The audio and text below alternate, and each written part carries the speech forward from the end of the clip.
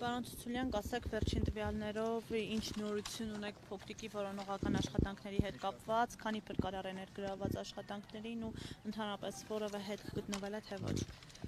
Այս պայդրությամբ ընդգրկված է 209 փրկարական ծառայով եւ 150 ոստիկանության ծառայով եւ ինչպես տեսնում եք համայնքի մոտ 400 բնակիչ։ Որոնողական աշխատանքները շարունակվում են, դեռևս արդյունքներ չկան։ Պարոն Ցուցուլյան, տարբեր այսպես վարկածներ են շրջանառվում, քիչ առաջ օրինակ տղայի ազգականներից մեկը, փոքրիկի ազգականներից մեկն ասաց, մտածում է կամ մոլորվել է, կամ գողացել են տղային, այդ գողանալու վարկածը դուք դիտարկում եք։ Ես չեմ կարող ասել հարազատը որտեղից է նման վարկած առաջ քաշել, մենք ամեն վարկածը ոստիկանությունը դիտարկում է։ Ոստիկանությունը դիտարկում է բոլոր վարկածները, փրկարար ծառայությունը ոստիկանության հետ համատեղ իրականացնում է որոնողական աշխատանք։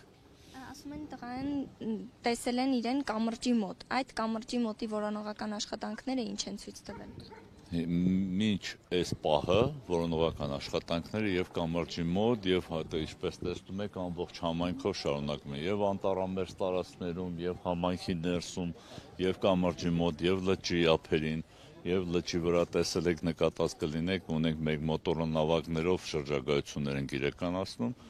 այս պայդրությամբ որոնողական աշխատանքները շարունակվում են չեն դադարեցվելու աշխատանքներ իրականացվել իհարկե աշխատանքն Եվ դրոններ էին բարձրացրել, ուզում եմ հասկանալ, որ հատվածներն են արդեն հասցրել ստուգել։ Դրոնով հիմնական ամբողջ